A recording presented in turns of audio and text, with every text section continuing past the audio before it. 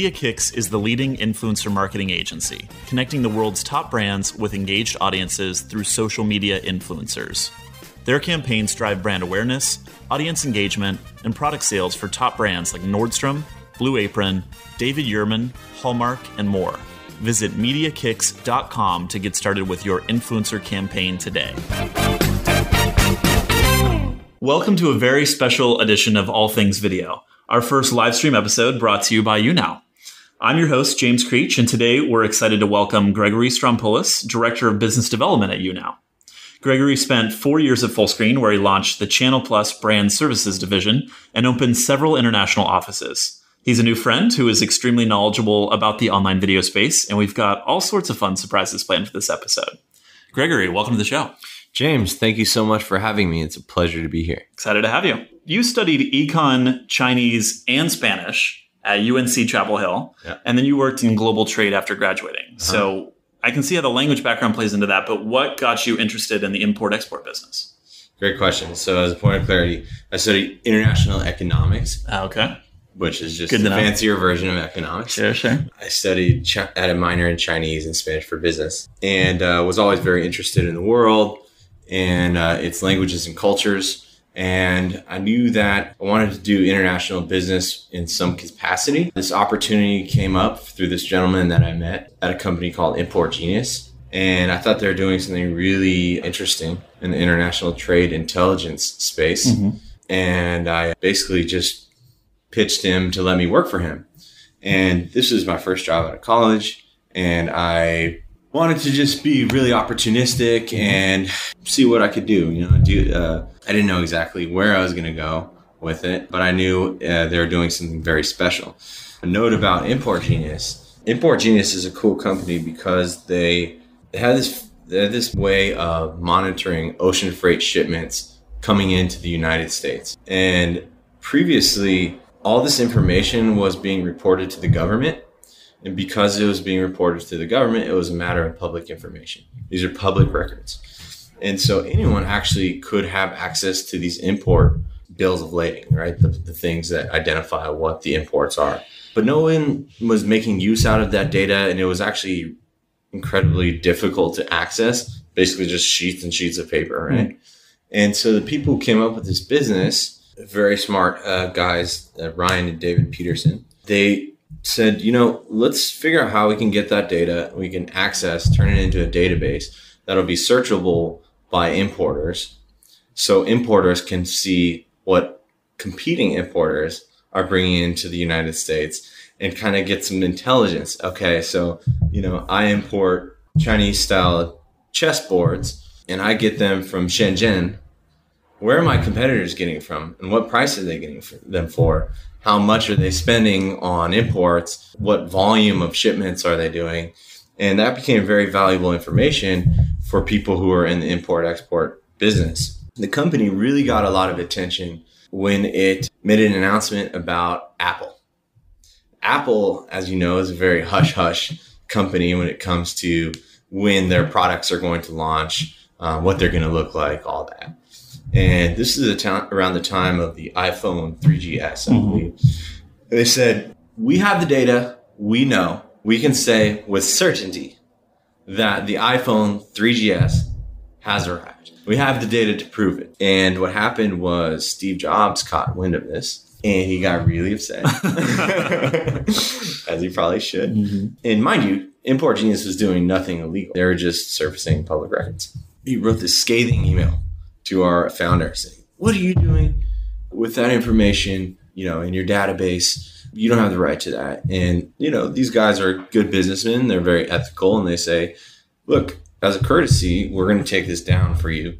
But just, for the record, we're doing everything completely legal. And we're actually bringing transparency to an industry that basically has none. So all these tech publications caught wind of that and they're like, wow, this is actually really special. And so it was that anger and that email really that from Steve Jobs that kind of put the company on the map.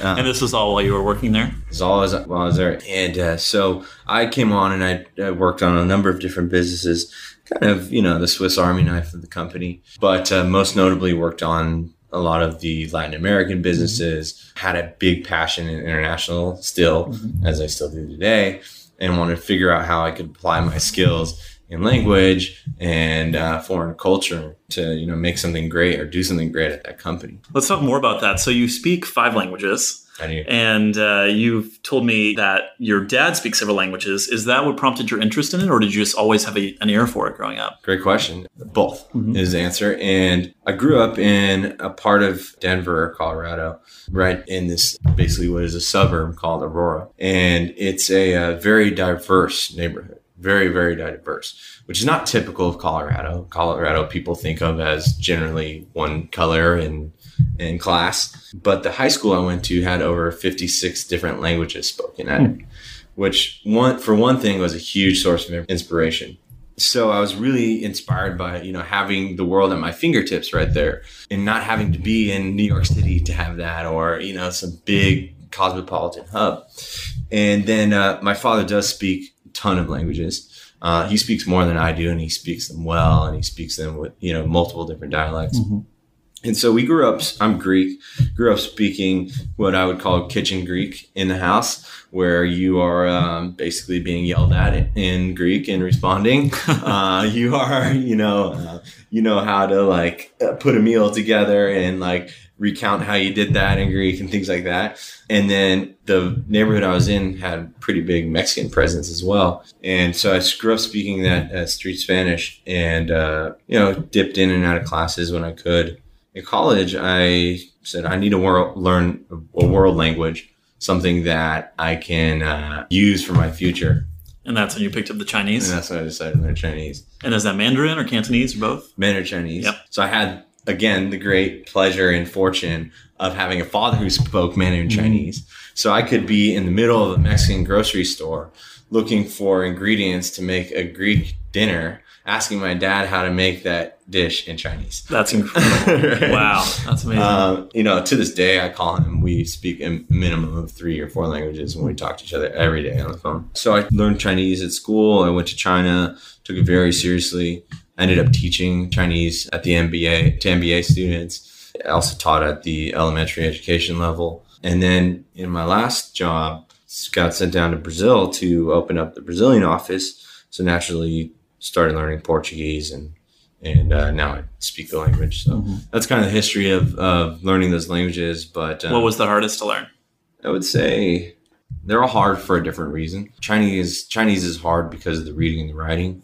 It's a lot of rote memorization, a lot of technique and practice, doing things over and over and over, saying words over and over, walking around the house saying, siete, like my roommates, I don't know how they put up in college. I think Portuguese is actually hard in a sense because the language is really easy to, understand for coming from a Spanish background, but it actually got really confusing with Spanish in I would Portuguese. Imagine. Yeah, I heard they're similar, but so different, and so many kind of their nuances make it challenging. And I think Greek's always been difficult in the sense because we didn't have a very formal education around that. Everything you learn is just from your upbringing. So they're all hard in some sense. And, some people ask me, how many languages do you speak fluently? And I have a hard time answering that question, to be honest, because it's like saying, well, can you do math? And it's like, yeah, I can do math, but what level of math are you doing? Are you doing addition and subtraction? Or are you doing calculus and quantum physics and things like those, applied mathematics, all these things? What complexity and what niche within the language do you understand really well? You could speak for hours about medicine, but you might know nothing about business. And so for me, it's different in each language, but I'm always trying to learn more, always trying to, push myself to learn more. And you're never done, never done learning language. So you mentioned your last job and going down to Brazil to open an office. Let's talk a little bit more about your time at Fullscreen. So you started at Fullscreen around the end of 2011. You came over to start the brand services business, Channel Plus. Tell us about the initial period over at Fullscreen. So I was working at Import Genius at the time. I was very into the international side of what I was doing and really thought that was something I always wanted to be doing. I noticed at the time George, my brother, and who was the CEO and founder to this day of Fullscreen, was starting a business. He was thinking about leaving YouTube. As he kind of picked up some traction, it became more and more interesting to me. And I realized that at some point it was going to become an international business. Nobody seeks to just have a national business. There's always more people out there. There's always more markets to go after. And you yourself, of course, know this about people. I thought there were some things that I could do to help that business. One on the international front, but I also knew there was a space in the kind of like service level side of things that Fullscreen wasn't tapping into. And the last thing was I wanted to live in New York. I was living in Arizona for this Import Genius job. And Arizona is a very beautiful place. Lovely place. It's no New York. But it's no New York. And I had a special someone that was in law school in New York at the time. And I, wanted to get out there. And so I was talking to my brother and I was saying, hey, does it make sense to open up in New York? What can we do out there? He's like, well, yeah, let's talk about it. And we figured out this brand services business was going to be something that is a real thing. So when you talk about brand services, walk us through a little bit more what that looked like. Sure. So when I came on board, that was my job. Right? That was the figure this out. How do we work with brands? Exactly. Yeah. Figure this out on a service level, not in terms of doing branded content, in terms of influencer marketing, those kinds of things. Those came along and intertwined within that business. But it was really just, okay, there are all these media companies who now realize, wow, there's a lot of people on YouTube. There are a lot of eyeballs we need to take advantage of or tap into, and our brand risks being put into the path of extinction if we don't engage with this new media and with this new format. At the same time, YouTube had made a big investment into a lot of, media veterans and people who, come from TV, from film, who wanted to make a play in digital. And they funded all these programs, which is the YouTube Original Programming Initiative. The challenge for them, though, was, okay, how do we actually make something that works on this platform? And then who do we use to understand that? And so what I did prior to even joining Fullscreen was create a YouTube channel. I read the playbook. I did all these experiments and best practices and what's the right thumbnail, how do you tag a video, etc. How do you write, an annotation that draws someone to click it? And we were fortunate enough to get one of our early contracts with NBC, actually.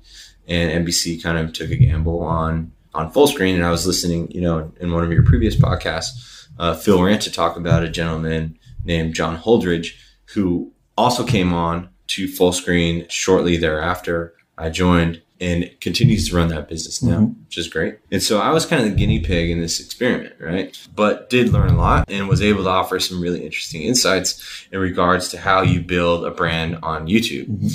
And so my first channel that I took over was the NBC channel. And in addition to that, The Voice, which were basically just web pages with a couple logos on them and like a dumpster for content, right? NBC had no real strategy at that point and had graciously enlisted us to take on that strategy for them. So I did that with NBC, did that for 2 months. And then this opportunity to do it in New York came up. And so this is my thing. I wanted to be in New York, right? All the stars aligned. So all the stars aligned. And I went out to New York. And the deal was that we had with this company that if we were going to service their channels, they needed to have someone close by. And I actually worked in the office of this client for 9 to 10 months about as the lone wolf first Fullscreener. How was that? Fortunately, the people were very welcoming and they had great content they were working on. And I got some great exposure to an industry I probably would not have being in LA. And so I spent a lot of time really studying the platform and just making up these like kind of hack-like ways to get these channels more subscribers and more viewers. And what were the results? How did it work? The results are great. Yeah. Proud to say Fullscreen now operates over 26 of their channels, pretty much the entire NBC YouTube library. And that business, I think they have over 60 plus Fortune 500 clients. You know, in New York, for me, I got to go and start a new office once I left the client's office. And I got to, you know, help hire people and build a team over there, build the Channel Plus team. That's what we called the service that initially we're just calling infrastructure partners, right? It's just basically a partner, like a YouTube partner. Channel Plus is a better name. With an office, with an office and a little more money. So we, built that business from the ground up. And that's when things transitioned for me role-wise, was kind of at the end of that Channel Plus era. And so you transitioned over to running more of the international partnerships. Yeah. You did deals with like the Canadian Broadcasting Corporation. You, as you touched on, moved to Brazil and opened that office. What else did you work on as part of the international effort? I'd always wanted to do the international stuff at Fullscreen. When I came on board, the time was not right yet. So I had to kind of look for that opportunity. I noticed that YouTube was growing insane numbers, right? In Brazil, YouTube by the day was growing and growing in Brazil. The creator ecosystem was getting larger. The subscriber and view counts on those videos from those creators were getting larger. And it was why do you think that was? Why totally Brazil? Hockey sticking. I think part of it is an emerging C class in Brazil with greater access to the internet. It's a very hyperactive social culture, one that, you know, has no hesitation to share videos or to, you know, build communities around videos. Real hotbed for creativity as well. And also just a big country. It just has a lot of people. And so I was keeping my eye on these channels. And at that time I spoke like very broken Portuguese, right? Portunhol, if you will. And I was like, I'm just going to reach out to them. I didn't sign YouTube channels to the MCN network. That wasn't something I'd done previously. But late nights and weekends, I was like, I'm just going to try and get these guys on board. And then I'm going to report back to HQ and see what they think.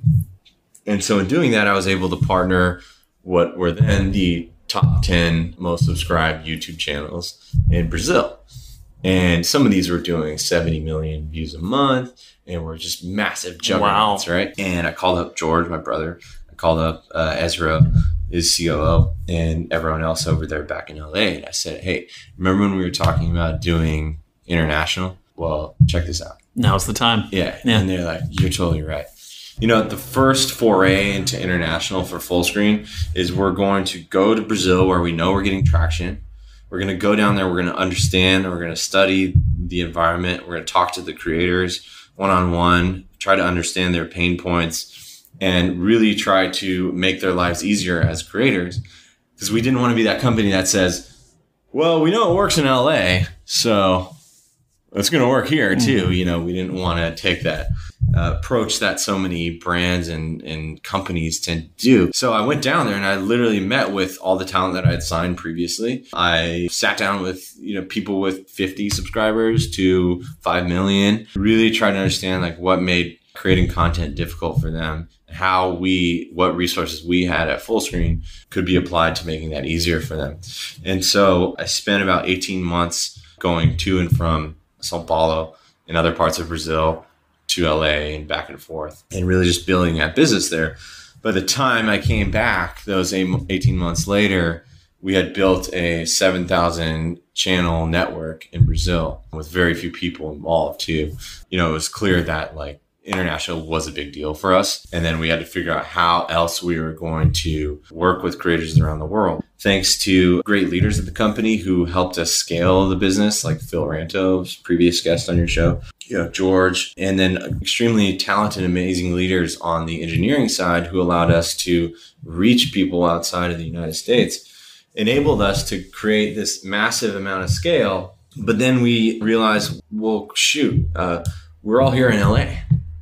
You know, how are we going to help a creator who's in Saudi grow his channel if not only we're sleeping when he's awake, we don't speak Arabic, we are communicating through Google Translate over email, and we don't understand the ecosystem, right? And so that's when I learned, okay, going down and seeding out a territory like Brazil and kind of, you know, doing it this like guerrilla style is doable. But the lesson I learned is that it's hard. It's really hard because it takes a lot of time. Each market is unique. Each market is unique. Yeah. It takes a lot of time. You know, you have to physically put someone there. There's a lot of legal constraints. There's a lot of resource issues. But if we wanted to keep doing that, it would take a lot of time.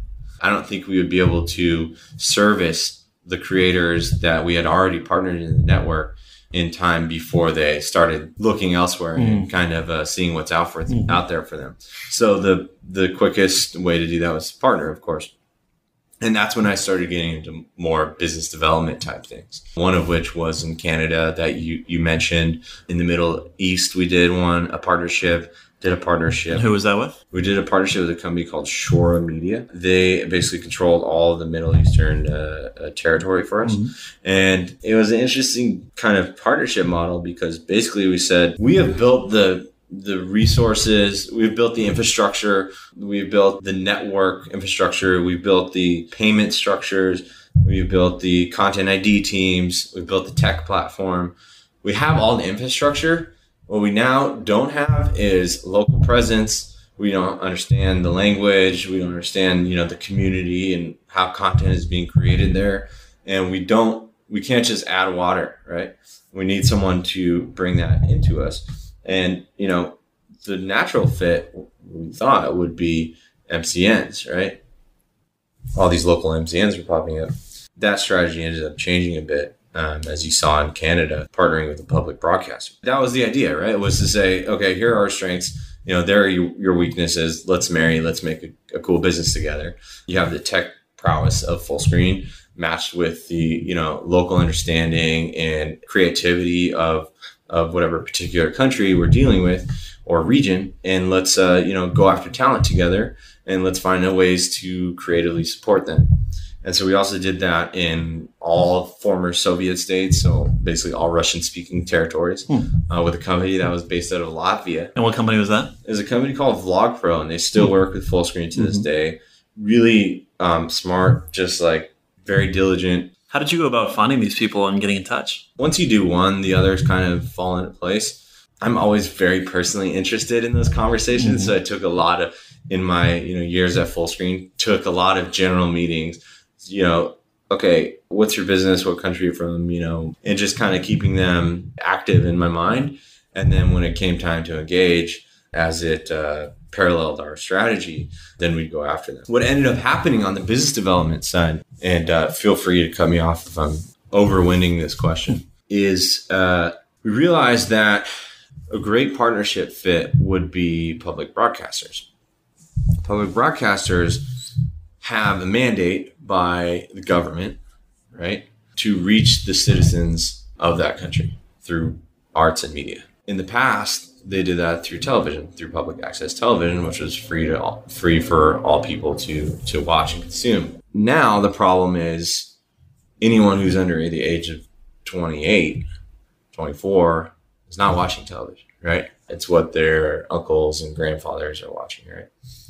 What are they watching? Video. What does Fullscreen have? A lot of people who make video. So there's a natural fit there too. And we were very fortunate to find the CBC, to cross paths with the CBC and create a partnership that is really like first of its kind in the sort of digital traditional space. That's awesome. And you mentioned earlier that working with local MCNs was not an effective strategy. Why was that the case? I think because at the end of the day, MCNs want to do the same things that we want to do in a sense. It was too competitive. Well, it was really just controlling a CMS. And so that was part of the value that we had to offer in a partnership like this, was we understand how to operate a CMS, who the right people are that need to operate the CMS, how to create a CMS that can be scaled for tens of thousands of creators, including all of their assets.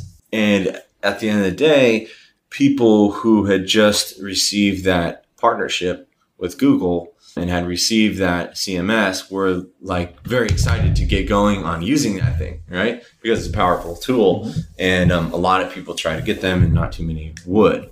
This, of course, for anyone who's not understanding of the tool we're talking about, basically enables you to provide an outlet of monetization to a creator. You didn't have monetization before, now you do, right? By partnering into this CMS. And so that's kind of why I think the fit wasn't perfect. It's not to say that there couldn't have been additional partnerships. with MCNs, I think it just made more sense to go after someone who needed something that we really understood and partner that way. Other than Brazil and Canada and the Middle East, what were some other international markets that were really important for Fullscreen?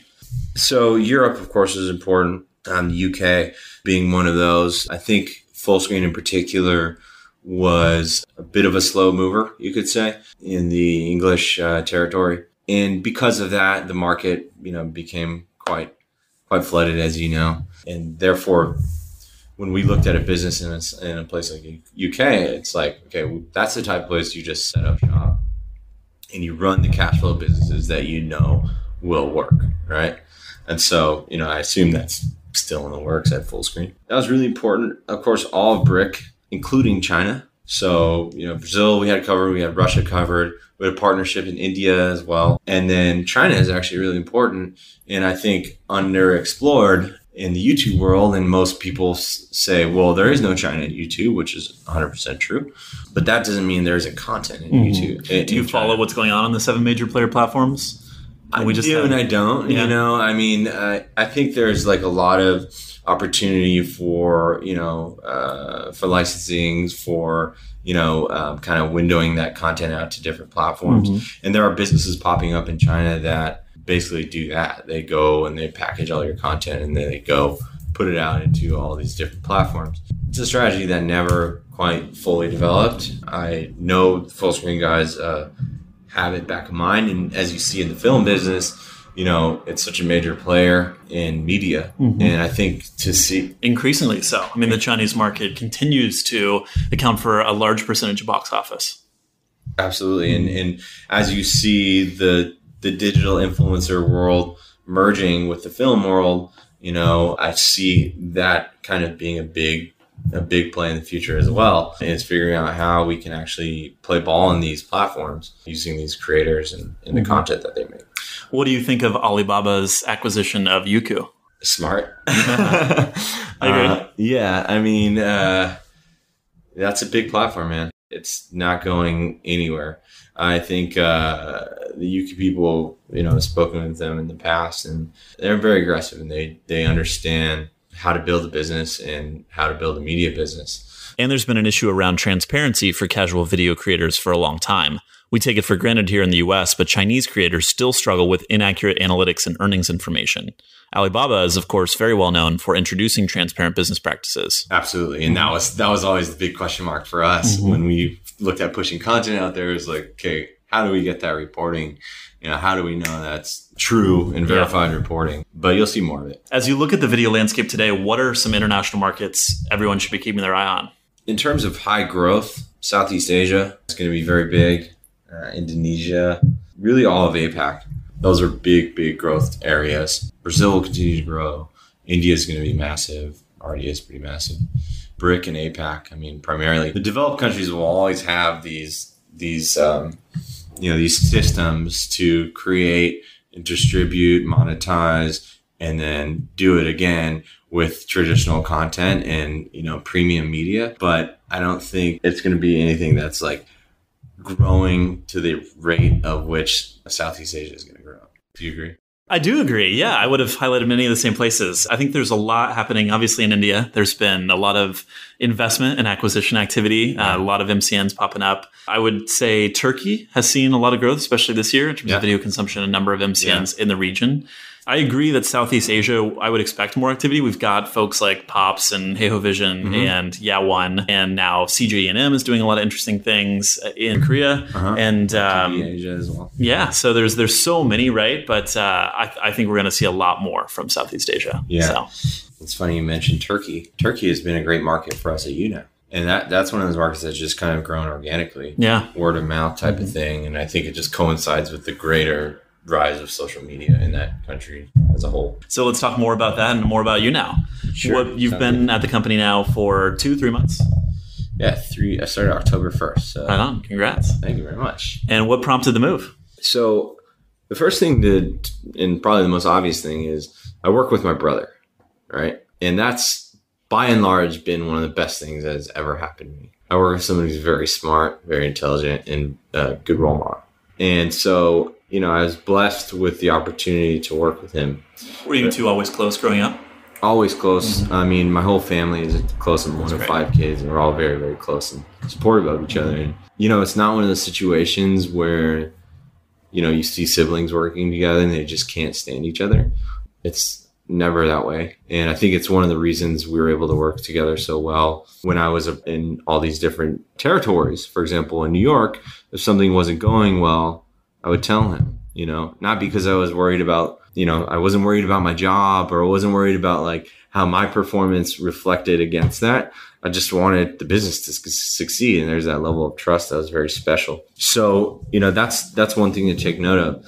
And a byproduct of that, having a brother as the CEO and founder of the company you work for, is he's out in the press a lot, right? He's making a name for himself. He's branding my last name, or our last name, as, the guy who started and runs Fullscreen, and rightfully so, right? And I realized, I think, as proud as I was to do all that I had done at Fullscreen, I realized from the outsider's point of view, someone could look at me and just say, oh, that guy just, has a job because his brother's George's brother. Yeah, exactly, right? That being said, I wanted to seek out a challenge where I would create a name for myself and uniquely myself, but still be able to be in a position where I can give back to the people who helped put me on and help me grow and give me the opportunities that I had. And so this opportunity with YouNow popped up. It's interesting because what I'm doing at YouNow is working on its partner program and attracting talent to the platform and talent managing companies. So whether it's an MCN, an agency, or a talent management company, and helping them take advantage of this beautiful platform. And in doing so, you have to create partnerships that will be unquestionably valuable to the people who manage this talent. It's funny because what I'm doing actually is very similar to what my brother George was doing when he worked at YouTube. And when he worked at YouTube, his job was to bring talent to the partner program at YouTube and work with those talent as a strategic partner manager, and show the world why this platform, YouTube, which had just been acquired by Google, was valuable, right? And how you could actually make money for doing those videos that you're doing. So George was doing that for the video on demand space. Mm-hmm. And it's almost like a reincarnation through me in life. And so that's kind of how I ended up here. And it's been fantastic. I mean, the camaraderie community that's happening on YouNow is very special and unique. And how many monthly active users? How many do you think? Oh gosh, if I had to guess, a few million. It's up there. Yeah, it's up there. Good. Yeah. I won't dive into the numbers, okay. But that's exciting. It's pretty exciting, and there's 150,000 broadcasts happening every day. It's the kind of go-to space for live streaming for millennials and the Gen Z audience. And why live streaming? Why are you excited about that phenomenon? Phenomenon is a great word. I think it's just amazing to kind of have that experience that you get when you're watching a live stream and somebody reaches out and talks to you or interacts with you. This is really the natural evolution of media, right? First you have text, and then you have real-time text, which is like Twitter, right? And then you have photo sharing like Facebook, and then you have real-time photo sharing, which is like Snapchat, mm-hmm. right? And then you have video, which is like YouTube. And so now you have real-time video, which is live. And obviously, so what's next in the progression? That's real-time collaborative video. Well, I VR. VR, I think, is something that will pop up. I think people will do a lot of live VR stuff, which would be really exciting. Live in particular is, if you were at a Beatles concert, in the 60s, and all of a sudden Ringo Starr, quits playing and goes up and says, "What's up, James? Thanks for coming out today." It'd just be like this weird rush of dopamine that is just like undescribed. Or if you're watching, Al Roker in the morning, mm-hmm. and he's like, "Hey, Alex, what's poppin', man? It's like literally comes out of the screen. That's like the feeling I get every time I interact with somebody on YouNow. And I've been there for 3 months and doing this every single day, of course. Whether you are, sending them some fan mail, you're tipping them, you're giving them likes to their broadcast, you're asking them a special question, and all the different ways you can interact with people on YouNow. And I think that's why it's particularly special. The other reason is because everyone can have their own TV channel now. And that was like the holy grail like 10 years ago, right? Or maybe like 15 years ago. Even going back to the original YouTube tagline, broadcast yourself, right? Yourself. The idea that you could be a creator, that you are your own television network all in one. Exactly. To that end, everyone named their channel name TV, right? Or channel X TV, channel Y TV. And truthfully, it wasn't even really television. It was television on demand, right? And now that you can just tap into someone's own program is really special. And the fact that these platforms are being built in a way that encourages interaction, I could say at least for YouNow it does. It's Periscope always says that their vision was to build like the closest thing to teleportation. And I think that's really cool, actually, because, in a sense that me watching you live stream something at that given moment and knowing that it's live with no lag is indeed pretty close to teleportation. So that's really what's exciting me about the space. So you mentioned Periscope. I have to ask you about some of the other competitors. Sure, please. What do you think about Twitch? What YouTube is doing with its live streaming, Facebook's live streaming initiatives? Yeah. What does the competitive set look like for you now? There's a lot of competitors, right? A couple of things to know is YouNow is actually a 4-year-old company. And so it wasn't really until the last year and a half that it really took off. And that's due in part to a couple of things. One is the mobile products were sound, right? They're very well done. They'd been through years and years of iteration. And we're now at a point where, you could access anything mobile. The other thing is there's a partner program. So you can actually make money by broadcasting on YouNow, if you meet a certain set of criteria. And so, that's like the key differentiator. And then it also occupies a very sought after space by advertisers. So the millennial space, the engaged millennial space, 70% of users take some sort of action on YouNow. And that's across all broadcasts, right? Whether that's gifting, liking, or sharing. When our company programs like clickable annotations in a broadcast, we see 20 to 30% click-through rate on those annotations, if you will. And so I think, YouNow is uniquely positioned in the Gen Z space, where I see a company like Periscope, for example, it's more about journalism. It's more about reporting what's going on in the world as a symbol. Which aligns with the Twitter, relationship. Exactly. And, here's a common use case. You see a guy playing guitar, putting out his new single for the first time, or just singing to the crowd. And he's in his bedroom or on his sofa, and he's like reading what the people are saying. He's taking lyric suggestions. Maybe he's playing and dancing for them, what have you, right?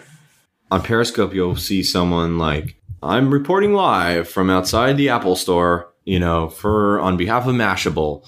The iPhone 7 is about to be released, or, I'm here in Benghazi. I'm here, at the Rio Olympics.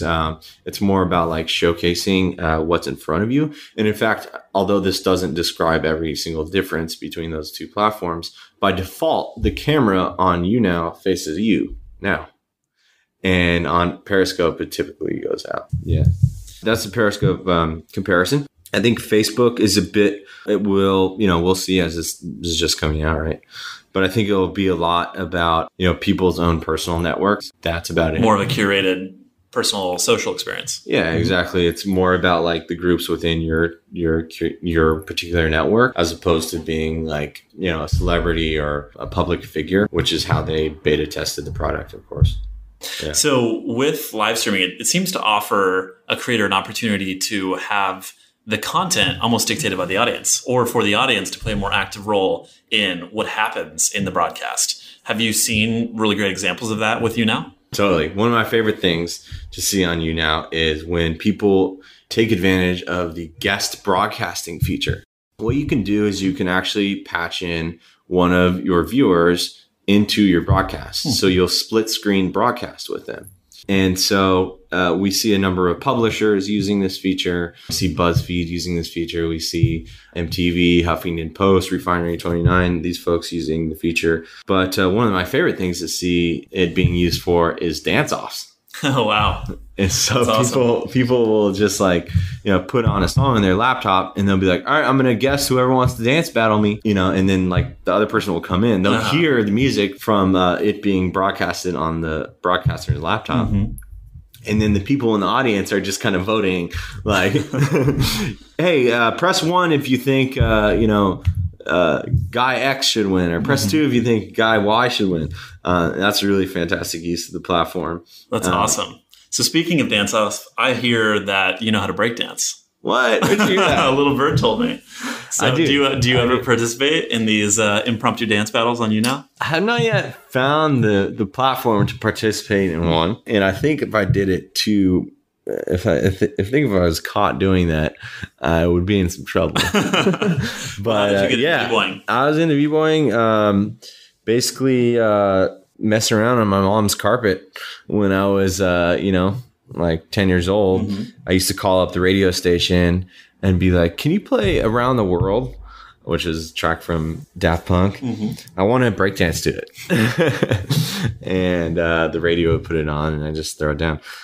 There's a cool picture actually of my brother holding up me on my head by my legs with I have a helmet on, and I was like learning how to head spin. Yep. Yeah, exactly. And do you still know how to do it all? Still got some moves? I've put on a few pounds since then, but I can still b-boy. Yeah, I can throw out some things, some windmills and stuff. Nice. Well, maybe in another venue where we have more space, you'll have to show me your skills. I'd love to. I used to break dance as well. No way. Yeah, so we'll have to throw it down sometime. Wow. You look a little more fit than me now. Yeah. That's hilarious. I also have heard that you're an active member of Toastmasters. How has that helped you in your career? Well, if you can tell by the way I'm speaking now, it hasn't helped me that much. I feel very mumbly. You got to keep going to those meetings. I've dipped down on a few. Yeah. I feel very mumbly today. But it's funny because it's just by simply being aware of, or just by simply thinking about yourself speaking every week, you actually end up improving the way you speak. Go figure. It's not always all the techniques and the patterns and the things that they teach you, which of course do help. But it's the practice. But it's just like being conscious of it, right? If you're thinking about the way you speak every single day, you're naturally going to speak better. But it's been a great club to be a part of. And it's also cool because the club I am a part of in Culver City is a great mix of people. It's people from all different walks of life. And when you work in digital media, you tend to be around people that are in digital media most of the time. And I'm not saying everyone in this industry is the same, but we have similar views on, work and, the world. And so it's good to get that diversity every week as well. Are there any takeaways or tips you can share from all your time in Toastmasters? Yeah, I could share some things. I think it's very important to change your tone of voice to, of course, eliminate the amount of filler words you use. Speaking in lists is very good. You've also participated in several philanthropic efforts, including tutoring elderly immigrants in North Philadelphia, mentoring high school students through the LA Fund for Public Education program. Tell us a little bit more about the reason you got involved in those projects. Well, I wanted to figure out a way in which I could use my talent in languages to make this world a better place, right? When I was in Philadelphia, I found this group called Project Shine, which is basically an effort that pairs up folks who come from other countries at an old age to help them learn English to basically get them ready for a citizenship test. And if you've ever seen a citizenship test, I clearly haven't been to Toastmasters in a couple of weeks. It's pretty hard, right? And it's not exactly a test you would assume can easily be taken and mastered by someone who had just immigrated from a country speaking another language for years and years and years. So I thought I'd help teach English there. You don't necessarily need to know foreign languages to teach English, but it helps kind of to understand what difficulties they may have with certain pronunciation, with understanding like conjugations or lack thereof in English, things like that. And that's been really, really rewarding. I've made it my mission this Christmas to do more than seek more. right? And I think anyone who does that will be very rewarded. You have diverse interests that include soccer, skating, and hustling people at chess. So I've got the chessboard here. So good thing we didn't bet money on this game. I would certainly be losing. But you're also an investor, and I've heard freestyle rapper. Yeah, I can rap a little bit. So there's so much there, a lot of directions we could go in. Where do you want to start? Well, soccer has always been a big part of my life. I played in college, is one of the ways I got, into college in a sense. That's always been a huge part of my life. I actually tried out for the Galaxy in January. How'd it go? I didn't make it, but I had a great tryout. I was like, I'm not getting any younger. I quit the college team toward the end of my career in college in the pursuit of other talents and interests. I wanted to study abroad. I ended up running for a student body president, things like that. And I couldn't do that while playing college soccer full time. And I was like, maybe I won't pursue going pro. And so then I got out of college, I got the job, I did like the other world things I wanted to experience. And I was like, maybe I should just try and play one more time, like try out for this team. And I did. I had a couple goals and an assist in 2 games. So that's great. It was a good turnout. I still play all the time. The Galaxy missed out. Yeah, I guess so. I don't know. And then, chess. I love playing chess. Used to play in the parks in New York City when I lived there. That was the way I would make my money, to go out on a weekend, go play and hustle some tables for an hour or 2. And so how does that work? The park chess is great psychological training. It doesn't always make you a better chess player, but it makes you better at sticking to what you know, not letting intimidation and fear get in the way of playing. Because I can tell you from experience, playing in these parks for the very first time, I was very scared and very intimidated. Why is that? And lost a lot. Because you come and you sit down next to some guy who's, trying to ask you to play for money. You're not comfortable with that. You're going to play on the clock. A lot of chess players hadn't really, played too much on the clock. And you sit down and you look at this guy who's like clearly has like, his butt cheeks and grooved into the cement on the chair because he's been there so long. He has a lot of history, or she, and you get a little scared. And they move quickly because they play the same systems over and over, and they hustle you. That's how they win. And so it's a great way to make some quick cash, but it's not exactly the way you learn to think out complex systems and how to respond to those. But the way it would work is I would set up a table. I'd bring my table, I'd bring my pieces, I'd bring my clock, and I would just wait for basically anyone to come and sit down. The real reward was winning against other mainstays in the park, but the more frequent win was with the tourists from Minnesota or something like that. Sure. Right. And when you would battle other guys in the park, how much would you wager on the games? $5. Yeah, usually $5. And they're quick games? They're pretty quick games. They're 5-minute matches. Some of them we play 2-minute, which is bullet. Wow. That's kind of senseless chess in a way.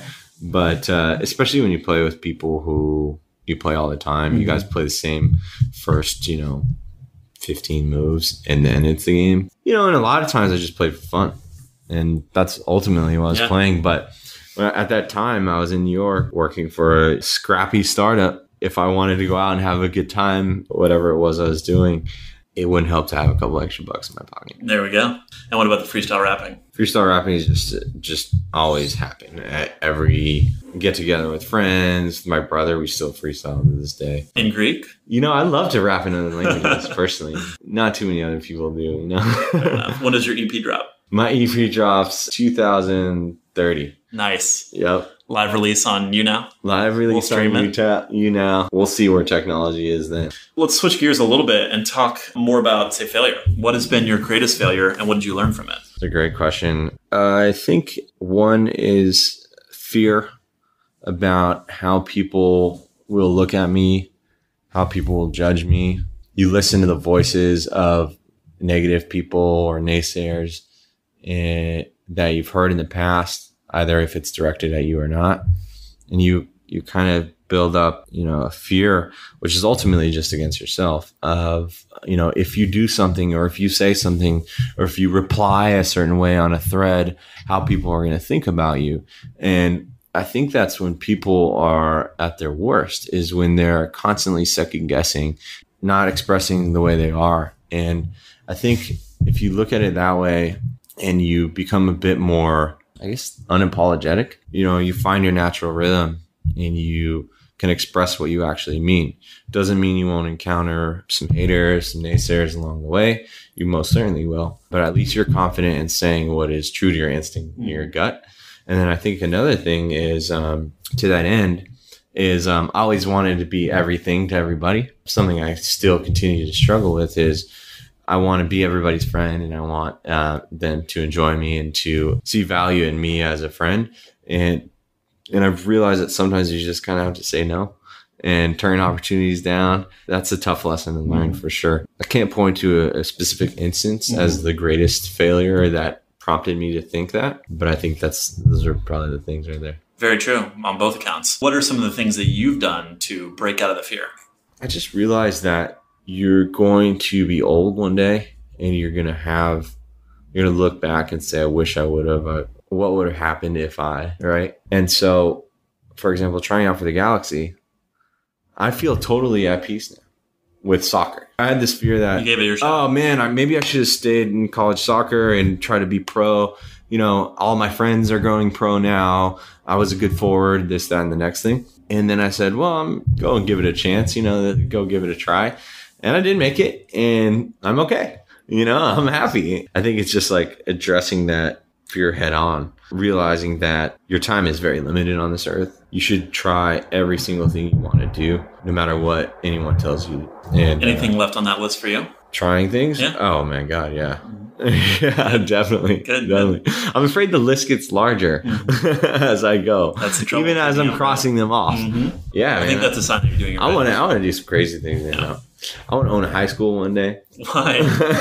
I just think that'd be cool to be able to. Can you really own a high school? I guess a private. Start a high school. Sure. You start a high school and then you run it and you inspire people to do great things and to use their minds and innovate and create new businesses, create new philanthropic ventures, figure out how to help people and be good to people. That's something like that I really want to do. That's a cool mission. Yeah. Things like that, right? Yeah. More power to you. I want to drop an EP in 2030. 2030. We're all looking forward to that. Mark the date on your calendar. You know it. What books have you read recently that you just couldn't put down? Let's see. I read Rule of the Bone. Who's that by?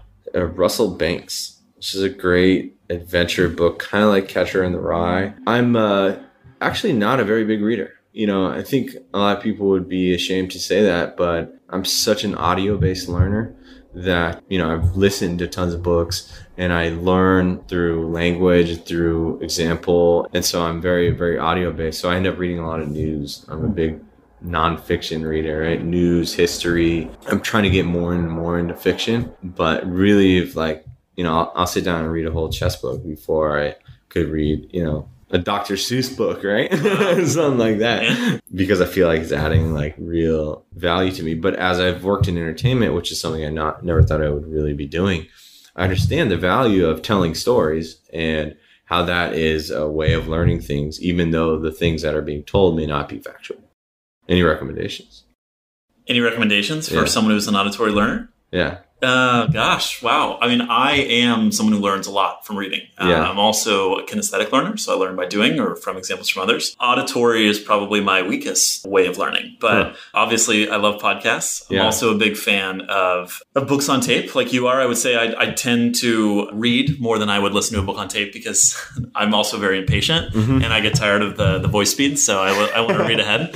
And even when I listen to podcasts, people speed those up sometimes. That's true. I was just going to say, when people get in my car, they're like, why do the voices sound so weird? And I say, well, I'm listening to the podcast at 1.5 or 2x speed. And it just freaks people out. But for me, I need that quick flow of information. That's how I watch YouTube. There we go. So gosh, no, I don't have a lot of other things to recommend. I guess one thing I will share, which is amazing, and this isn't necessarily related to being an audio learner, but it's about memory. There's this thing called a dual in-back, which is a learning game that you can do. It's a brain training exercise where you will be played one sound and a light will show up on a kind of like a chessboard, a grid of 3x3, so 9 squares. And you need to indicate if there are matching sequences of these sounds and the color tile appearances in this grid. You start by doing it. You have to remember a sequence of things that are 2 sequences back. And then you have to go to 3 sequences back, 4 sequences back. And the more you do it, the harder it gets. And it is so strenuous on your brain. I mean, it is exhausting. It's mentally exhausting. But that, more than anything, has improved my short-term and working memory. It has translated to other skills like presenting or speaking skills, and had impacts on my ability to learn. I mean, more so than anything. And those skills stick with you. So if you do it, you practice for 20 minutes every day, I'll be able to go back and do maybe not 5 back like I used to, but I can do probably 3 and maybe even 4 back. So dual in-back training. Dual in-back training. Yeah. And it's it'd be tough to find, but I'll send you a link if you want to. I love that. I'm all about the habit-based things, sure. Skill-based kind of learning. Totally. And I have an app on my phone. I used to play this game called Lumosity, which is a great brain training app. I now use one called Elevate. And I do that every day. I play the Elevate training exercises, and some of them are a little silly and just kind of fun gamification. But a lot of them are very challenging. And I found that while I did okay in math in school, I struggle to do like the estimation exercises now or some of the discounting exercises. Whereas I'm really good at like language recall, or I can think of synonyms for words or put syntax together, but I struggle with some of the math-based pieces. Yeah. Nice. So that's a great sell on Elevate. I mean, are you sure this isn't a sponsor? Because I'm convinced. But I love it. I don't pay for a paid account. I just use the free service. But I'm convinced. I want to check it out. What's coming next? If you had to make 3 predictions about the online video space, what would they be? Integration of virtual reality into the live space. I don't really see anyone out there doing that well. Anyway, you could live broadcast from YouNow and strap it to a drone. That's kind of, and then like view it through VR somehow. Like that's kind of that's where we're going. Next level future sort of thing, but also very strenuous and difficult to do. I think that's one thing. Let's see. I think there'll be like a ton of consolidation in subscription video. As you know, everyone is making their own OTT platform, and including very prominently Fullscreen. Including Fullscreen, right? I think like in 2 years from now, we'll be able to name all the ones that count on 2 hands. So I think there'll be some consolidation in that space. And I could be totally wrong. It could also be like a YouTube type of thing where it's just like niche everywhere you go. And so there's that. And then let's see, third, in the online video space prediction, I think Facebook's going to do a really good job with video. 2016 looks to be the year of video for Facebook in a big way. I think that's a great prediction. It's had a few hiccups along the way and, gotten some pushback from the community for freebooting and, has been questioned as to whether or not it can actually build a content ID system of relative value to what YouTube has, this, that, and the next thing. But by and large, has made an insane push into the video space in such a short amount of time. And I think that will only continue to grow. And as Facebook figures out how to, roll out monetization for folks creating content, that'll be even bigger for them. Yeah, I think those are, a few. It sounds weird to call out Facebook and just say that's one of my predictions from the online video space. But if you were to, if this question was asked in 2006, you'd say YouTube, right? It was really all about YouTube for several years. And I think that is finally going to start change a little bit. YouTube will always have its place and it will always be important. We'll continue to innovate and add new things that people will find interesting. But I think Facebook's going to be doing something very special. And ultimately, that's a good thing for creators, right? Giving them more choice and more opportunities to reach an audience. Absolutely. Yeah. If you were starting a business in the online video space today, what would you do? I would do something that helps get exposure to the international creative communities, because I think they're very underrepresented in mainstream media as a whole. And yet, if you go to India, if you go to China, Korea, Brazil, you find that there's amazing talent all over the world. And because we happen to live in this world where English is the lingua franca, which is oddly not even an English word, we only consume and we only are seeking content that is, generated from English speakers. The creative communities in these territories definitely deserve a voice. And so it's not going to happen unless there is a major play in providing those outlets and creating that link to kill the beast from within, so to speak, and to get into Hollywood and kind of create that traction. So is that a technology platform? Is it a distribution solution that needs to be worked out? What are the pain points are today? Well, that's a great question. Well, I just created this business 30 I love the idea. ago. No, I completely agree that it would be solving a huge problem. Would love to help with that. Like, what does this look like? I think it's very much a relationship-based start, right? It's nothing like too sophisticated on the tech side of things. You don't need to create the best technology to find the best creators. While although I do understand it helps you reach more creative minds, I think to start, there's just like a list of high quality talent in each country that isn't getting the global voice. They don't have the global platform. And so it's figuring out the right format in which this can be palatable to English audiences, English speaking audiences, particularly American audiences who are what control so much of what we consume and read and watch. And so it's kind of figuring out how you make that content really interesting for English speaking audiences in a way that, that makes sense and isn't just like shock factor level content, but it's like something that you could follow and tune into on a weekly basis. Can't wait to see where that happens one day. Yeah, I know there are companies out there doing that, and I hope to see them succeed. So closing thoughts, what's coming next for Gregory and for YouNow? So you'll see me working hand in hand with a lot of creators looking to harness the power of live video. My mission will be to help them see the utmost value in YouNow as a platform for that. We'll continue to seek the feedback of the creators and constantly try to build an environment that they see as truly interactive, as a social television experience, as opposed to, just a live feed. And so I'll be collecting that feedback and closing the loop with the engineers and the product teams. And I think that's what you'll see from me. YouNow has a very big year ahead of it.